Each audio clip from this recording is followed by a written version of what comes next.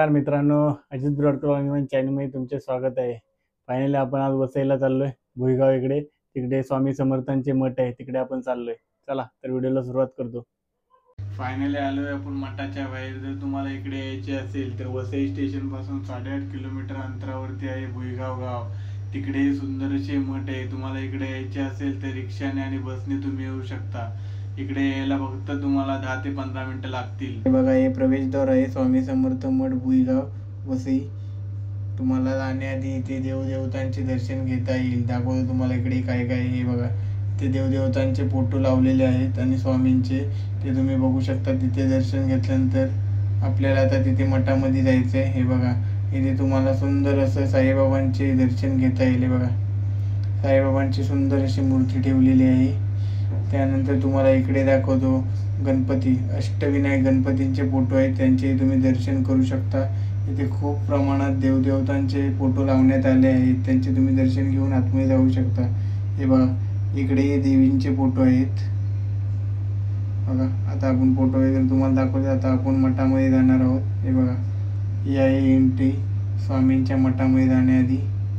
तिकडे बघा, स्वामींचे दर्शन चालू आहे आणि ध्यानाला खूप लोक असे बसले आहेत। तुम्हाला बाहेरूनच दाखवतो। हे बघा, हे स्वामींची सुंदर अशी मूर्ती।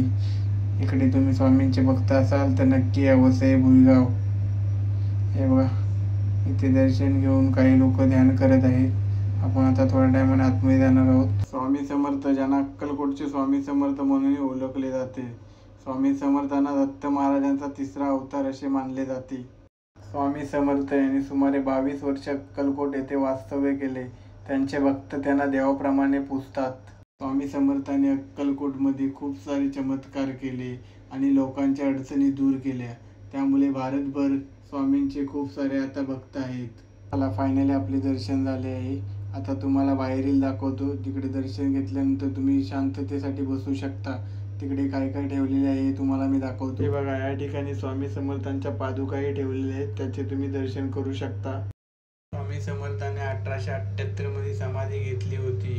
स्वामी समर्थांना श्रीपाद वल्लभ आणि श्री नृसिंह सरस्वती यांच्यानंतर श्री दत्तदेवतांचा तिसरा अवतार मानले जाते। स्वामी समर्थ आजही भक्तांच्या मनात आदराने श्रद्धेने पूजले जातात। संपूर्ण भारतभर स्वामींचे खूप सारे भक्त आहेत। स्वामी समर्थांची भिवू नकोस, मी तुझ्या पाठीशी आहे, ही प्रसिद्ध शिकवण आहे जी आजही लोकांना प्रेरणा देते।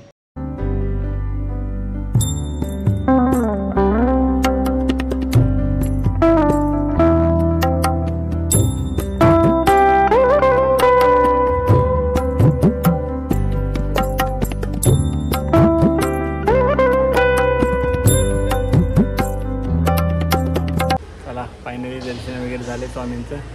आपण आज मठामध्ये आले, आता चाललोय आपण घरी। चला, फायनली आलोय घरी। तर आज आपण गेलो वसई इथे भुईगाव इथे असणाऱ्या स्वामींचा मठ, तिकडे आपण गेलो दर्शन करायला। तर स्वामी भक्तांना हा व्हिडिओ पाठवा आणि जास्तीत जास्त लोकांना शेअर करा। असे नवीन व्हिडिओ बघण्यासाठी आपल्या चॅनलला सबस्क्राईब करा। भेटून नवीन व्हिडिओमध्ये।